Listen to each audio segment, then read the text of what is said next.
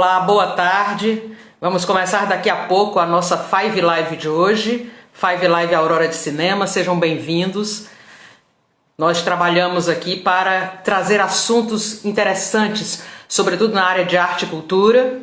E é um prazer estar aqui para receber hoje o meu querido amigo, o grande ator do Ceará, Ricardo Guilherme, que é um homem de teatro basicamente, mas também é jornalista, é produtor de TV, é radialista, é cronista, contista, é um grande amigo, uma pessoa de muita influência na minha vida e um dos atores mais importantes do Ceará, além de ser professor do curso de arte dramática da Universidade Federal do Ceará, que agora há alguns anos já tem nível superior, nível de pós-graduação. Então o Ricardo Guilherme vai conversar conosco, é um prazer tê-lo aqui neste espaço, estou esperando que ele chegue.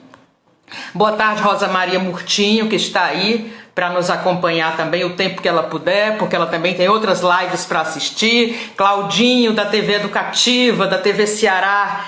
Tudo bom, meu querido? Foi uma honra trabalhar tantos anos na TV Ceará como eu trabalhei. E lá foi um dos lugares onde eu cruzei com o Ricardo Guilherme. Ricardo Guilherme também é da TV Ceará, assim como é da Rádio Universitária, onde a gente também trabalhou junto, no teatro, na música. Um dos shows que fiz cantando. Boa tarde, minha querida Rosinha, seja bem-vinda, minha linda. Um dos shows que eu fiz cantando, e cantando Vinícius de Moraes, o grande poeta brasileiro, que no próximo dia 9 faz 40 anos que nos deixou, que deixou o Brasil mais pobre. Então um dos shows que eu fiz nos 90 anos do Vinícius foi ao lado de Ricardo Guilherme. Nós fizemos um show onde a gente cantava, dizia versos do Vinícius e também contava passagens da sua vida. Foi um trabalho muito instigante, foi muito agradável, e estar com o Ricardo Guilherme, este grande amigo querido que vem conversar aqui hoje conosco na Five Live, é sempre um prazer. Ele é sempre uma pessoa que traz boas informações, que é muito inteligente, uma inteligência pulsante, que é expansivo, que tem um profundo conhecimento da cultura brasileira. A gente escutar o Ricardo falando e cantando também, eles têm um repertório maravilhoso e está sempre produzindo peças. O Ricardo nunca para. Outro dia eu tomei um susto quando convidei ele para vir fazer comigo a Five Live. Eu tomei um susto. Chegando outro amigo querido, Valmir Moratelli, o homem da telenovela, da poesia, do carnaval, sabe tudo este Valmir. A gente vai ter uma live juntos depois do dia 20, eu e Valmir, que já fizemos algumas. Aliás, a minha primeira live foi com ele, e primeira live a gente nunca esquece, né? Seja bem-vindo, Valmir. Aliás, gente, eu quero avisar pra vocês, Ricardo Guilherme, tô lhe esperando, meu querido, que na semana que vem, a partir da segunda-feira, a gente vai começar uma jornada de mídia e literatura aqui pela internet, e o Valmir Moratelli, esse jornalista, cineasta, doutorando em comunicação pela PUC do Rio, que tá chegando aqui, ele vai conversar com a gente sobre telenovela na quarta-feira. Todos os eventos da jornada, que começa na segunda-feira às 18 horas, são gratuitos e tem inscrição pela internet. Procurem lá aí no nosso Insta, que tá tudo bem informado, tá? Vai ser um prazer estar com vocês e com muito mais gente nas nossas lives, nas nossas salas de aula de bate-papo sobre televisão, jornalismo, carnaval, mídia, crônica. Vai ser muito interessante. Ricardo Guilherme tá chegando, meu querido. Tá sem som? Como tá sem som, meu querido? Você tem que pedir primeiro pra entrar. Valeu, Valmir. Peça pra entrar, Ricardo. Tem uma solicitação, um quadradinho que vai ficar aí. Aparece pra você, você solicita pra entrar, eu te aceito e você entra. Isso. Pronto. Se não o maior ou o mais importante nome do Teatro do Ceará, eu tenho um prazer e uma honra de recebê-lo aqui hoje. É como se eu estivesse dando um abraço neste amigo que eu não vejo há tanto tempo. Um abraço, meu querido. Eu botei até perfume para conversar com você. Como é? Botei até perfume para conversar com você. Olha que lindo, que lindo.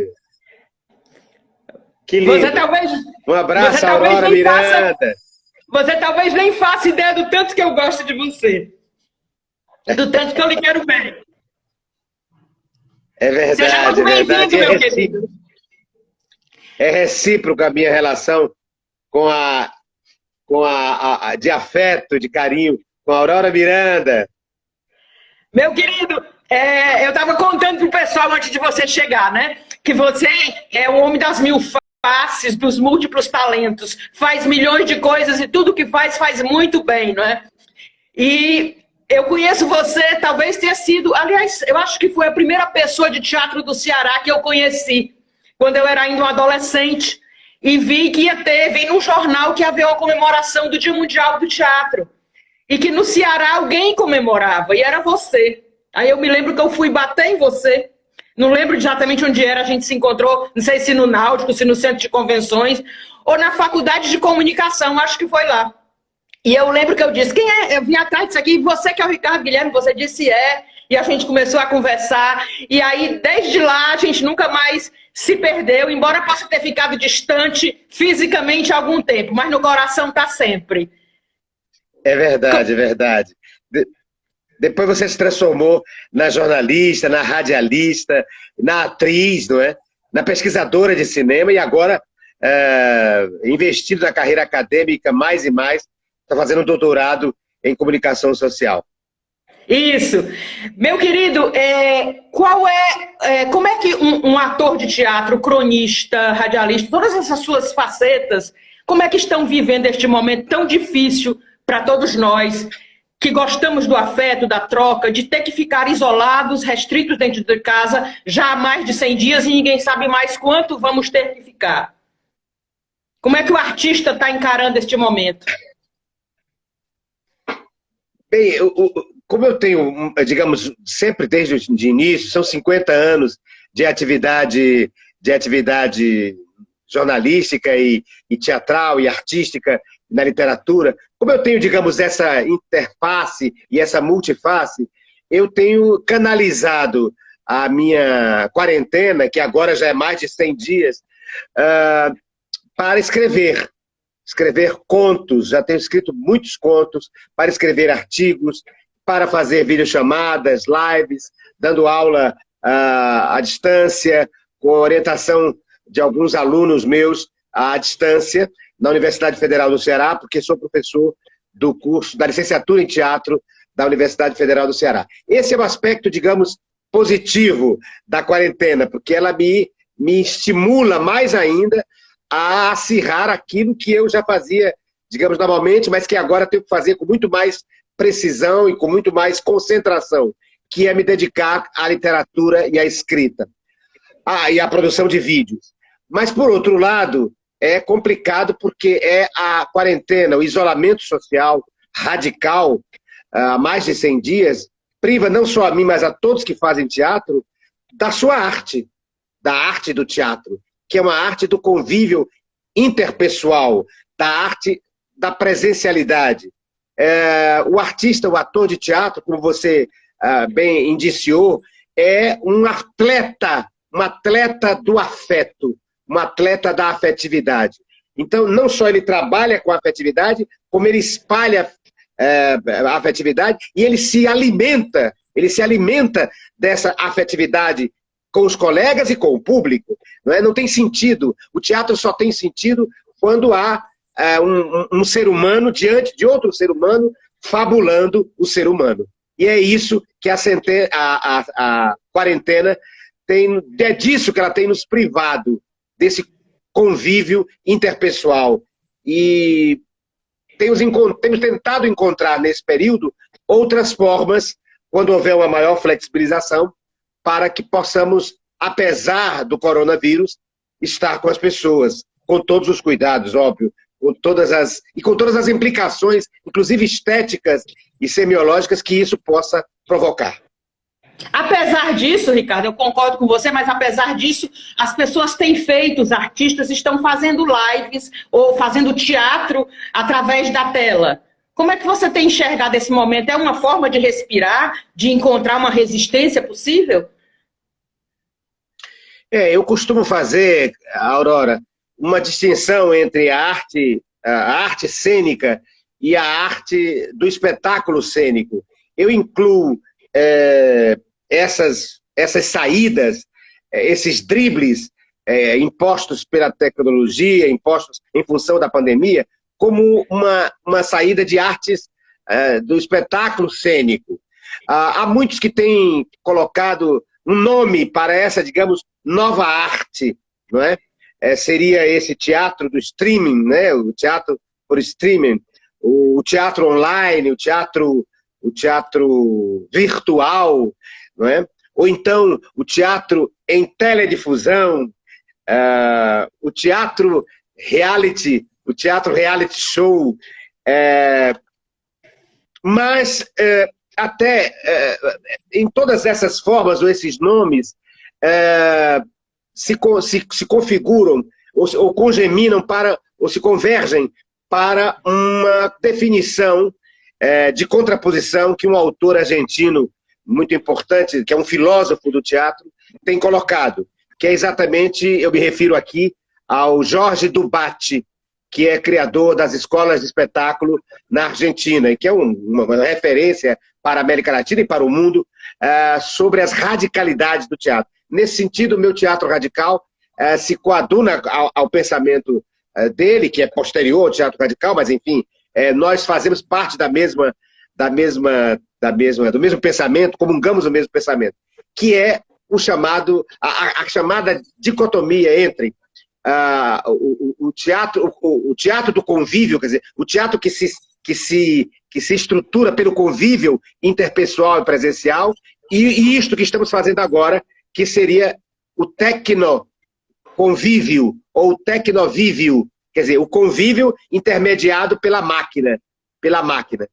Então, eu não considero, nem ele considera também, a palavra teatro apropriada a esse fato. Porque não define a fenomenologia comunicacional do teatro, que é uma relação interpessoal, presencial, partilhada, alimentada pelas energias do coletivo. E aqui você tem, além, claro, da microfonização, da separação, do isolamento, da solidão, do enquadramento. Então eu não chamaria nem de teatro televisionado, eu chamaria, talvez teatro televisionado, mas não cabe bem a palavra teatro. Não cabe. Eu acho que é uma expressão cabe. de representação, representação televisionada, à distância e ao vivo. Mas teatro é preciso ter, é preciso que o artista partilhe com o seu público o mesmo tempo e o mesmo espaço. Você crê que esse momento, então, Ricardo, seria um bom motivo para peças, por exemplo, de contemporâneos ionesco, do Ionesco ou do Arrabal, ou do Samuel Beckett? Seria um momento de teatro do absurdo que estamos vivendo? Nós estamos vivendo esse teatro do absurdo, né? Embora no outro sentido, é absurdo porque, veja, a experiência humana é absurdo nesse sentido. A experiência humana é feita da experiência societária. Nós só existimos porque o outro nos comprova a existência, não é? Mesmo quando nós analisamos a nós mesmos, nós somos um outro nos inventando, olhando para nós mesmos. Então a alteridade é um fator definitivo para a humanidade. Então, nesse sentido, um vírus, uma pandemia que nos retira dessa experiência de alteridade é algo a ser pensado como expressão do absurdo. Por outro lado, como o absurdo tem trabalhado ao longo da sua trajetória enquanto conceito com a ideia de incomunicabilidade, com a incapacidade do outro se comunicar com os seres humanos, eu acho que a tecnologia, nesse sentido, vai ao contrário do conceito do teatro absurdo. Porque a tecnologia tem nos salvado. Quer dizer, a arte tem nos salvado. Porque ela faz o contato possível. O tecnoconvívio é o possível, por enquanto. Mas há um outro problema grave, que aí compromete, digamos, o teatro que fazemos, o teatro do engajamento, o teatro como nós entendemos, que é um teatro que coloca as pessoas não para a sua zona de conforto, mas para a sua zona de desconforto. O teatro é como uma arte que faz com que o espectador seja contrariado nas suas expectativas para poder criar novas expectativas. em função das utopias, em função da hipótese que, segundo Milo Fernandes, é aquilo que não é, mas que poderia ser, e que a gente finge que é para ver como seria se fosse. Então, esse teatro, nesse momento, tem sido um teatro do entretenimento, digamos. Quer dizer, não é que eles tenham sido, mas ele tem uma vocação para. Por quê? Porque uma vocação para, não é que ele seja necessariamente isso. Mas há uma tendência, digamos, que a gente amenize um pouco, que a gente faça o contato, não para nos desequilibrar mais ainda. Estamos num tempo de guerra, estamos num tempo de crise, né, social, política e sanitária. Então o teatro caberia mais nesse momento um teatro, digamos, mais apropriado a nos estabilizar emocionalmente. E nisso se trai aquela ideia de que o teatro deve desestabilizar, contrariar expectativas para criar novas perspectivas. E você crê que esse momento difícil e tão conturbado, desequilibrante que estamos vivendo agora estará nas peças que virão no pós-total de pandemia? No pós-total, não é esse voltar um pouquinho à rua, é no pós-total. Os dramaturgos falarão sobre isso? Você falará sobre isso? Eu acho que esse é um tema de multimotivos, e o teatro, inclusive o teatro cearense, já demonstrou que é capaz de assimilar. O teatro tem essa capacidade de questionar o presente. Embora, para citar, já que você citou o teatro absurdo, eu deva citar aqui o Ionesco. O Ionesco tem uma frase que eu acho que nos caracteriza muito como a sua função do teatro, que é: o artista, para o artista, estar atualizado já é um atraso. Vou repetir: para o artista, estar atualizado já é um atraso. Então, nesse sentido, falar sobre o presente ou o passado muito recente é uma função do teatro. Mas nós não podemos estar atualizado, precisamos avançar e se miscuir nesse tema do presente ou do passado recente, que seria o pós-pandemia, para encontrar nele veios de reflexão que transcendem a própria factualidade. Né? Afinal de contas, a dramaturgia não é uma dramaturgia que se propõe a ser o repórter, mas é que ela se propõe a ser um poeta da realidade.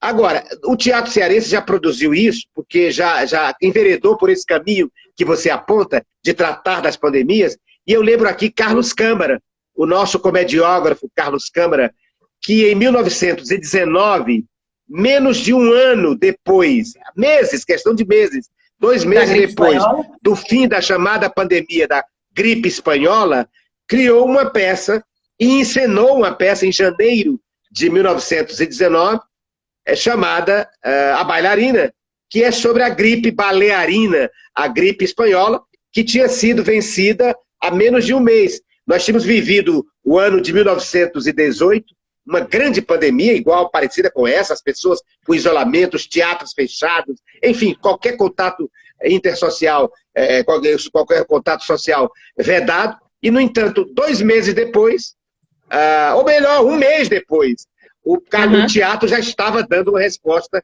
e se refletindo sobre a ideia disso, que tem muito a ver com a nossa cultura hoje. Sabe o que é, Aurora? A peça se passa no interior do Ceará, nos Inhamuns. E é exatamente um personagem que sai de Fortaleza e vai em busca de um isolamento no interior, né? E nós estamos vendo agora algo muito mais cruel, porque nós temos uma pandemia que não é uma questão só sanitária. Aliás, nenhuma pandemia é só sanitária. A pandemia é política. Toda pandemia é política, como tudo é político. A pandemia existe por causa dos hábitos alimentares, por causa da falta de regramento nos mercados pelo mundo, enfim, pela falta de políticas públicas na área de saúde. Né? O contato com o meio ambiente, o desprezo à vida animal, enfim, as cadeias alimentares. Então, toda a pandemia é política. A crise sanitária é apenas um efeito dessa política. E no caso aqui, nós temos 2 aspectos políticos gerais, mas no caso também brasileiro. a pandemia que atinge os mais pobres, aqueles que não têm casa, que não têm água nas comunidades, que não têm serviço de médico, que não têm alimentação, que moram na rua, milhões e milhões de pessoas que moram na rua. E o que é mais grave tem a ver com a peça do Carlos Câmara de 1919. O interior não está isento disso. Em 1919, o personagem do Carlos Câmara foi para o interior, porque lá havia ainda ar puro, uma vida mais idílica, mais bucólica. E hoje nós sabemos que o coronavírus, a Covid-19, já atinge até muito mais o interior do que algumas das capitais brasileiras. Porque as capitais brasileiras têm, de certa forma, bem ou mal, ou canhestramente, algum tipo de apoio de sanitário. Mas, quer dizer, para a classe média e a classe da elite. Mas no interior você tem um desserviço, né? Um não serviço. Então, comparando uma coisa com a outra, eu diria que hoje é muito mais grave. Uhum. Ricardo, e que o teatro vai ter que dar uma resposta. Uhum. Aliás, antes de fazer a outra pergunta, a pandemia está muito dentro dessas suas crônicas e contos que você está produzindo impressionantemente agora, porque você disse que você se inspira mais a escrever. Para mim, é o contrário, eu até fiquei um pouco afastada das coisas, de tão apavorada que eu estou. Eu estou me sentindo num filme de terror, e eu tenho horror a filme de terror, e não consigo sair dele. Eu também. Uhum. Eu também não me agrada o filme de terror. Embora eu reconheça que é uma arte, claro, é só uma questão de gosto. Mas eu me assusto com o terror. Mas nós estamos vivendo realmente num filme de terror social. Não o terror sobrenatural dos filmes, as manifestações dos espíritos malignos. Mas nós estamos vendo os espíritos malignos dos vivos, da falta de política pública e de o genocídio como política. O genocídio como política. Então, isso é um terror. Isso é um terror. Mas no caso meu aqui, quer dizer, eu tenho escrito, acho que você me faz refletir por que eu tenho escrito tanto, e há um tema recorrente, realmente. E eu acho que é por causa da pandemia. Não é a pandemia em si. Eu não estou tratando dos contos. São 110 contos já. Mais de uma centena de contos. Mas há um tema recorrente e eu acho que tem a ver com a pandemia. E o tema é o tema da morte. Ai, que triste. Eu tenho, nos meus contos, é um dos contos assim, de cada 10 contos, uns 6 devem tratar da morte. E eu acho que é em função desse aspecto. Da morte e da solidão. São 2 temas muito recorrentes nessa nova fase desses 100 contos que eu tenho escrito. O isolamento, o ilhar-se e a morte, a perspectiva da morte. Você tem alguma intenção de que isso seja montado no teatro depois, como monólogos, ou que você vai dizer isso em vídeo, ou você não pensou ainda nessa outra etapa? Por enquanto está só como texto escrito. Eu estou escrevendo, alguns deles são maiores, então eu deverei fazer alguma coisa. Eu tenho feito uma coisa que eu tenho, já fiz algumas vezes aqui em Fortaleza, fiz recentemente, há um ano atrás, que se chama Teatro para Ler. Para ler.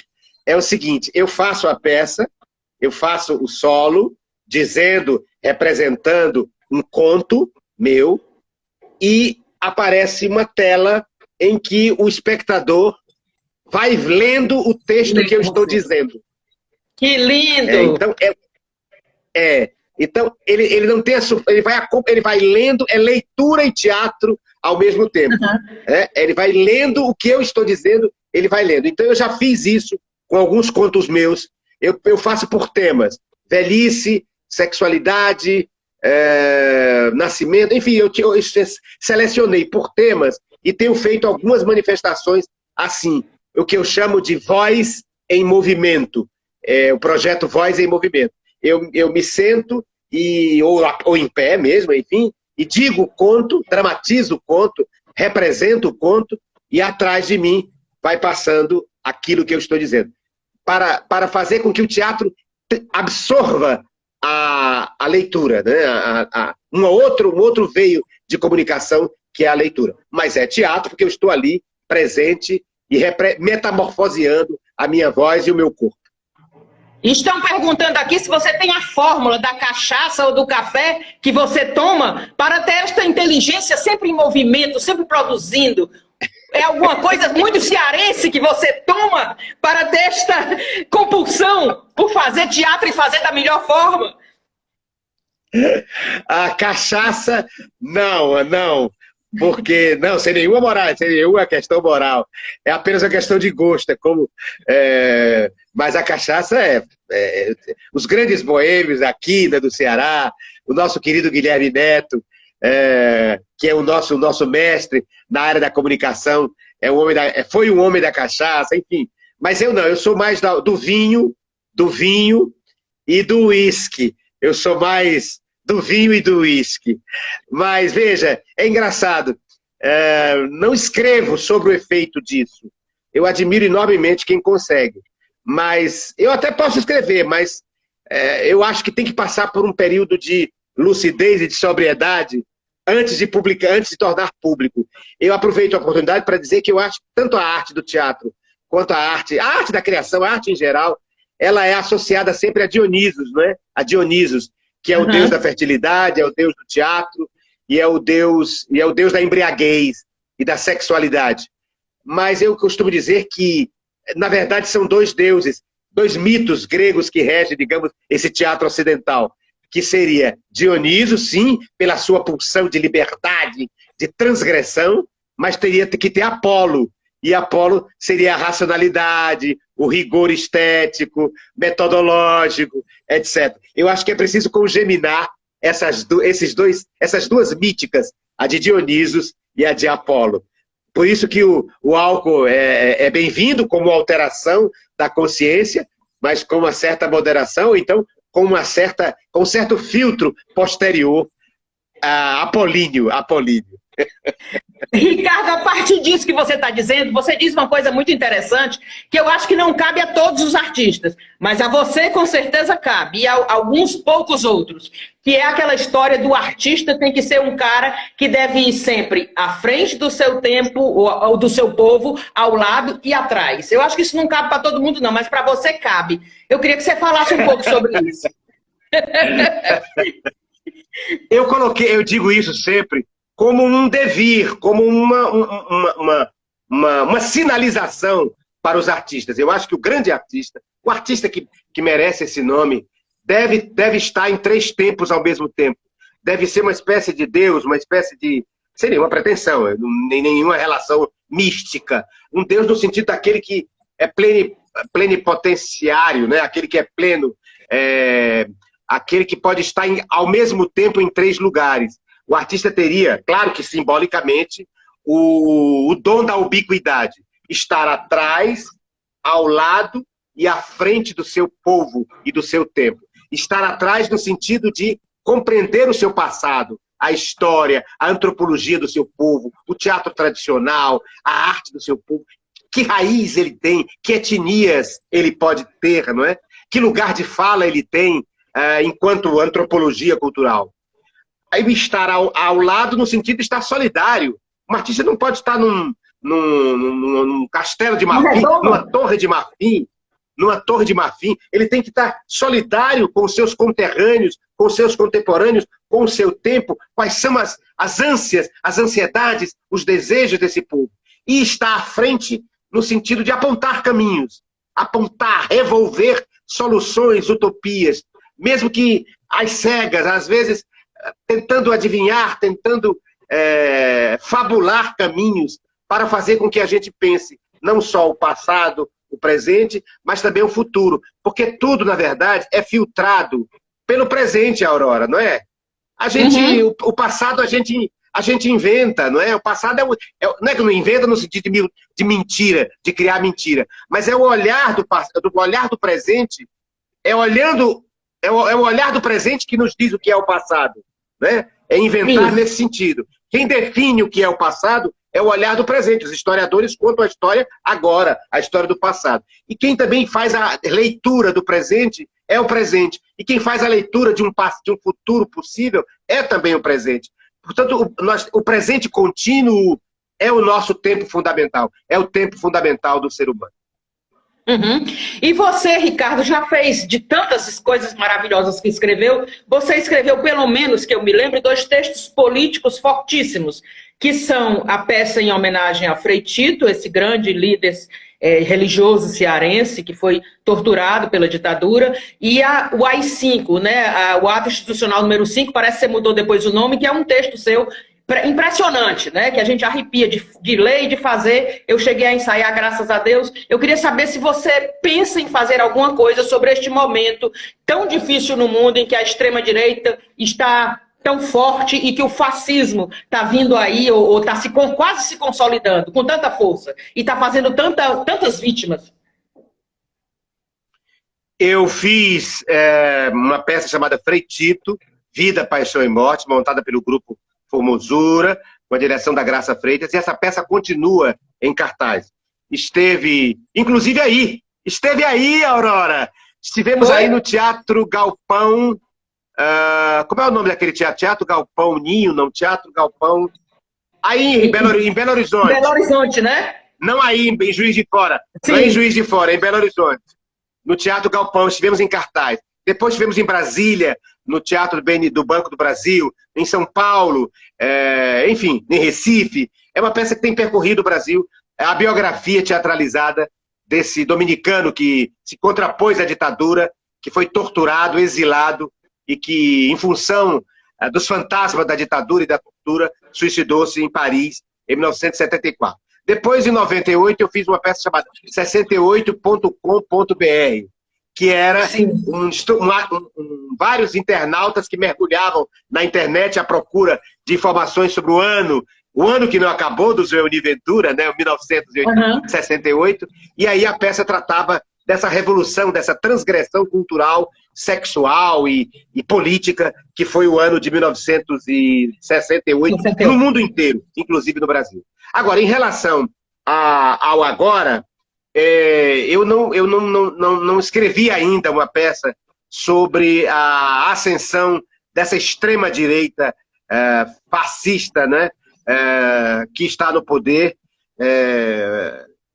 e desmontando a República, as instituições republicanas brasileiras e fazendo um genocídio do povo brasileiro. Esse vírus, esse bolsonavírus que temos vivido no Brasil desde essa eleição também fraudada deste presidente. Mas a reação que eu tive tem a ver de novo com você. Primeiro porque você chegou a ensaiar comigo, eu tenho fotos, inclusive, dos ensaios, para fazer um dos personagens da peça 68.com.br. Acabou não dando certo a sua participação, você tinha outros compromissos e teve que sair. E também porque a produção atrasou no tempo e só pôde ser estreada muito tempo, alguns meses depois. Mas tem a ver com você, essa minha reação, porque eu montei uma peça na qual você estava, não como atriz, mas como técnica. Você era iluminadora e sonotécnica. Eu me refiro à peça Apareceu a Margarida. E eu, que é uma professora, é do Roberto Ataíde, a peça, e eu faço há muito tempo, desde 1981, desde setembro de 1981, eu faço essa peça por aí, pelo Brasil e fora do Brasil, e aqui em Fortaleza. E como ela é um personagem que ela é uma fascista, ela é uma nazista, ela é uma pessoa de extrema direita, a personagem, eu então coloquei coisas, referências, não é que eu tenha mudado o texto, mas e tenho mudado, sim, algumas pequenas palavras, algumas coisas. Eu fiz um link da peça, que é de 1973, escrita em 1973, sobre a ditadura, e eu faço, digamos, uma analogia cênica e verbal desse personagem nazista de extrema-direita com os personagens nazistas da atualidade. E tenho feito isso, e as pessoas têm pedido para eu fazer muito essa peça, porque eu aproveito os fatos, a questão do meio ambiente, a questão da moralidade, o desrespeito, a misoginia, a homofobia, o racismo, tudo que esse governo tem, eu incorporo a personagem, a fala dessa personagem, a Margarida, que eu monto há mais de 30 anos. Ainda mais sendo ela uma professora e a gente tendo os desministros da educação que tivemos, né? Então é um prato cheio para você. Foi uma das melhores montagens que eu já vi na vida de Apareceu a Margarida, foi a sua, né? Que motivou aquele famoso, mas como é? E tu achas, né? Entre eu e você, que foi eu fazendo a iluminação, né? Mas coitado, eu estava fazendo a iluminação na estreia. E você pulou muita fala, naquela época em que se acompanhava ainda a iluminação pelo texto, que hoje não é mais assim, né? E quando eu cheguei no camarim para falar com você, Ricardo e tal, rapaz, mas você pulou algumas frases e você disse, tu achas? Eu disse, era mais tu achas, era eu que estava vendo. Tu acha? Então, e virou um bordão, não é? Virou um bordão. Virou o nosso bordão. Mas olha, por quê? Porque desde aquela época, eu tinha 27 anos, quando estreei Apareceu a Margarida. 27, sei lá. Acho que é. 26. Não precisa dizer, Ricardo. Bota mais pra baixo. Hein? Bota mais pra baixo, não precisa dizer o real. Pois bem, eu era um rapaz da faixa dos 20. E a Aurora, mais nova ainda, era uma menina que eu conheci como aluna da Núbia Brasileiro. Se lembra, Aurora? Não, da Gracinha Soares. Gracinha Soares, depois você trabalhou com a Núbia também, não trabalhou? Não, só mais tarde na Alboé, mas muito tempo depois. Há muito tempo depois. Então era Gracinha Soares, exatamente. Gracinha Soares. A nossa professora do curso de Arte Dramática. Muito bem, do curso de Arte Dramática da Universidade Federal do Ceará. E eu aproveito a oportunidade para dizer o seguinte, é que desde aquela época, eu já tão jovem, eu tinha consciência do teatro como algo que congeminava rigor e improvisação. Aliás, eu acho que só é possível improvisar se você tiver um rigor, né? Senão você não improvisa, você vive na boa anarquia, digamos, não é? Mas eu tinha, digamos, um texto muito rigoroso que eu cumpria e que eu dizia, mas de vez em quando me permitia fazer alguns cortes e alguns improvisos. E aí me lembro que você, extremamente profissional, com o texto na mão, ali, mas eu dava as deixas para você colocar a luz. Dava assim. E aí você depois, Ricardo, deu tudo certo. Mas você pulou algumas partes do texto, não foi? E eu cinicamente olhei para a Aurora e disse, tu achas? Claro que eu tinha pulado. Claro. E era estreia também, né? Na estreia a gente ainda tá afinando tudo, né? Eu é que estava muito tenso. Verdade. Foi na estreia. É verdade. Eu estava muito tenso. Tenso. É tanto que logo depois dessa estreia, aqui um fato histórico para nós aqui, logo depois da estreia eu tinha um problema de voz. Né? Logo depois da estreia, tive que fazer um pequeno tratamento, um pequeno exercício durante a semana para poder voltar no final de semana seguinte com a minha voz total. Eu tive um exercício e aproveito aqui para homenagear não só a Gracinha Soares, professora de voz, mas também a nossa amada e respeitabilíssima Dalva Estela Nogueira Freire. A grande cantora lírica e professora. Das grandes peças que você já teve a oportunidade de ver, ou mesmo de participar e tal, quais são as peças, se é que você lembra, que pode dizer assim, um número de 3, 4, não sei, que peças mais te influenciaram? Que autores mais te disseram coisas que até hoje você identifica com muita clareza na sua atuação? De inspiração de outros dramaturgos que te inspiraram?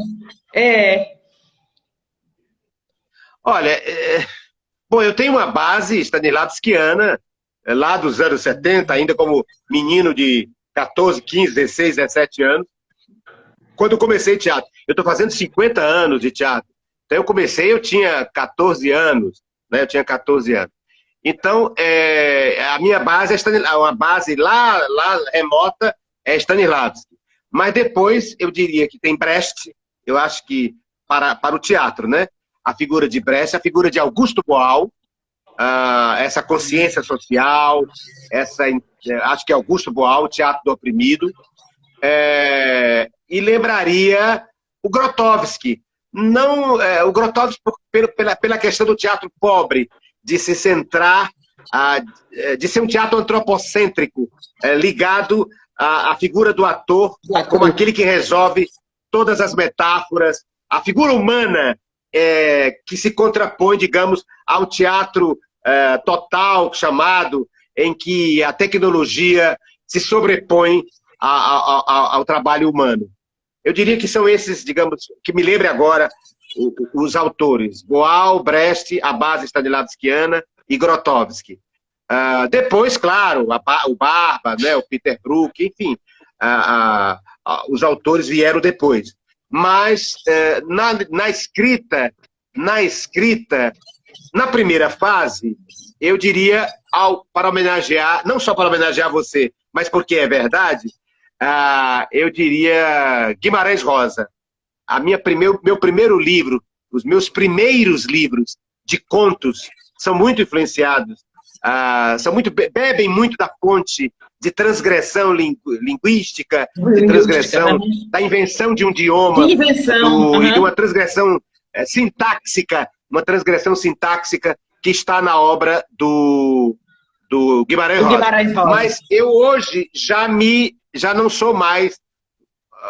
Eu diria que eu sou um rosiano, mas um rosiano transfigurado, transubstanciado. Eu não trabalho mais com aquele material, não é mais detectável, tão assim detectável flagrantemente, a influência do Guimarães Rosa. E hoje eu sou um outro autor, sinceramente. Eu descobri uma outra forma de escrever, até metodológica, e eu acho que mudei. Hoje realmente, essa nova fase, que está uma parte dela está no meu novo livro, que se chama Outros Tantos de Tanta Estrada, já começa a anunciar um novo autor, que nada tem a ver com o Guimarães Rosa. É um autor urbano, eu trabalho assim, é um autor urbano, e que pode tudo. Eu não trabalho mais com a ideia de que um personagem precisa se deixar levar pela verossimilhança e pela verossimilhança cultural, pelo universo vocabular psicológico, pelas circunstâncias psicológicas de um personagem.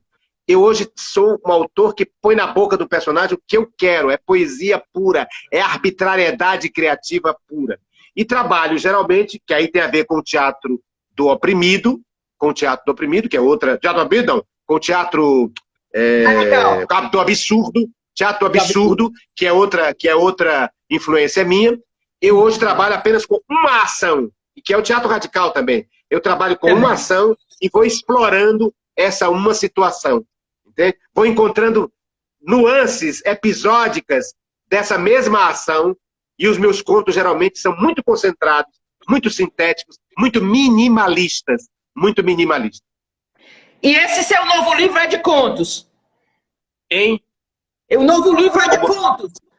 O livro é de contos. O próximo livro. Aí eu te pergunto, uma pessoa que escreve como você escreve, com muita qualidade, e é muito gostoso ler o que você escreve, mas também é um ator de uma potência impressionante. Você até nas fotos, o seu teatro está presente nas fotos. A gente olha as fotos e aí eu pergunto, você não titubeia na hora de pensar se o que é mais importante no teatro é o ator, realmente? A coisa da figura central? Ou é a palavra? É a palavra a coisa mais importante do teatro? É a palavra no corpo do ator. Aliás, a palavra é corpo, né?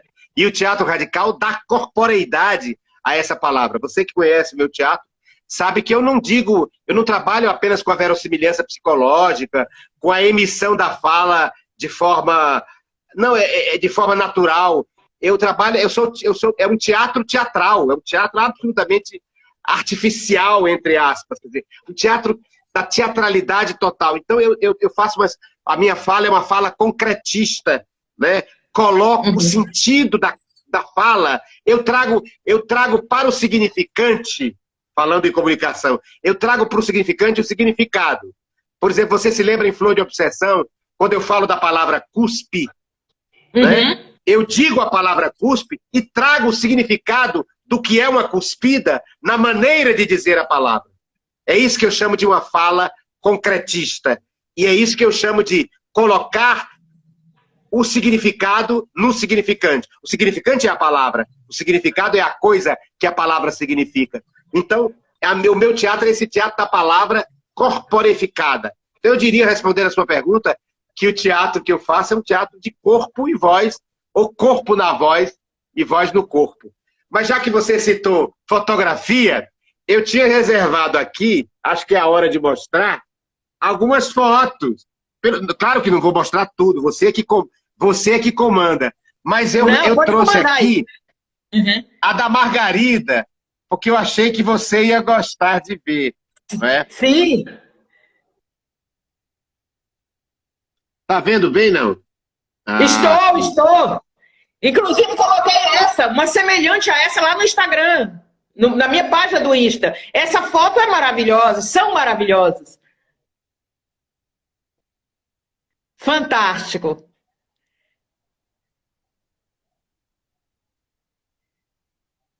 Incrível. Apareceu a Margarida. É realmente um puta ator, como diria um grande crítico de teatro. É Ricardo Guilherme.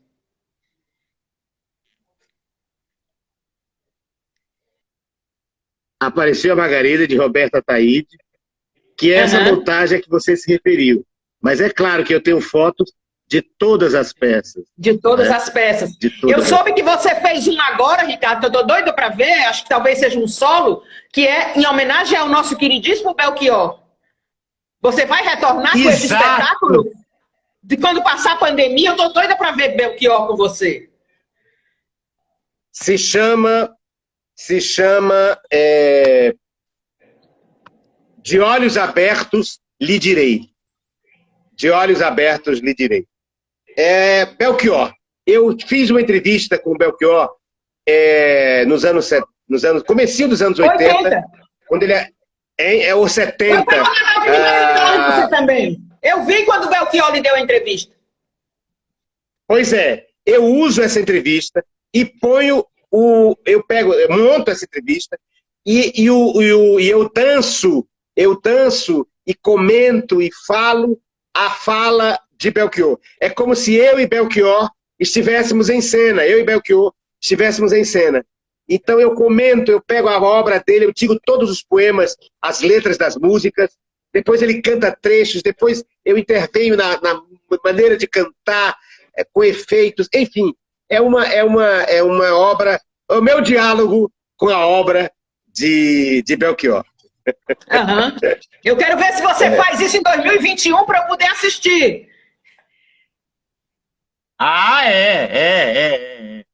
Vamos ver aqui. É isso. Mas Ricardo Belchior é um dos grandes poetas brasileiros de quem você tem grande admiração, mas você também tem outro poeta que por acaso também é nordestino, é um maranhense arretado, que você gosta de uma letra dele fantástica que o Fagner musicou, que é Ferreira Goulart. Traduzir-se. Não é isso? Exato. Eu acho que essa música nos traduz a nós, artistas, quer dizer, traduzir, uma parte de mim é só vertigem, outra parte, linguagem. Traduzir uma parte na outra parte, que é uma questão de vida e morte, ou morte, será arte? E eu respondo, é arte, sim. Quer dizer, conseguir traduzir uma vertigem em linguagem, isso é que é teatro, né? Isso é que é arte. Eu acho que o teatro, e sobretudo o teatro, mas a arte em si, é a arte da afasia. Ou seja, afasia é não ter palavras. Eu acho que o poeta é aquele que não tem palavras. Veja você, a contradição. Eu trabalho com dialética o tempo todo, não é? E como é que a afasia, que é o não ter palavras, é a arte das palavras? É porque exatamente não ter palavras que nos faz pesquisar as palavras, ou como dizia Drummond de Andrade, garimpar as palavras para poder encontrá-las. Ou como diria também Arthur, mesmo que a gente encontre as palavras, a palavra será sempre traição do pensamento, porque o pensamento vai além do significante. O pensamento é sentimento, é sinestesia, é imagem. A palavra sempre vai ficar aquém, mas a gente faz o que é humanamente possível, que é a poesia. Que coisa linda, como a gente aprende ouvindo você. Ricardo, em falar em aprender, você dá aulas há muito tempo de teatro, né? Mas agora, de alguns anos para cá, o curso virou um curso superior, que não era antigamente. Como é que tem sido essa sua experiência na aula, e inclusive tendo na sala de aula, né? E tendo já vários seguidores da sua forma de fazer teatro, da sua maneira de encarar? Não só o teatro radical que eu falo, o seu método, mas a sua maneira abrangente de ver a cultura brasileira como um grande manancial para criar coisas, para embelezar o mundo. Eu criei, inclusive, Aurora, na licenciatura em teatro da Universidade Federal do Ceará, quer dizer, eu propus ao colegiado da universidade, e o colegiado hoje dirigido pela professora Tarim, e tem grandes professores, todos eles doutores em teatro e artistas de teatro. E eu propus ao colegiado, e o colegiado aceitou, por unanimidade, uma cadeira, uma disciplina chamada Teatro Radical. E eu acho que temos aqui 2 professores que podem dar essa cadeira. Assim, de primeira, né? Porque tem experiência com o teatro radical. Um seria eu, o outro nosso Gil Brandão, Gil, que é professor da universidade. Gil! Dá um beijo para ele. É doutor em teatro e, mais ainda, doutor em teatro da Universidade Federal de Minas Gerais. Gil Brandão morou em Minas, onde você está, para fazer o doutorado. O Gil fez o doutorado. E eu fui para a defesa de tese do Gil Brandão. Que massa!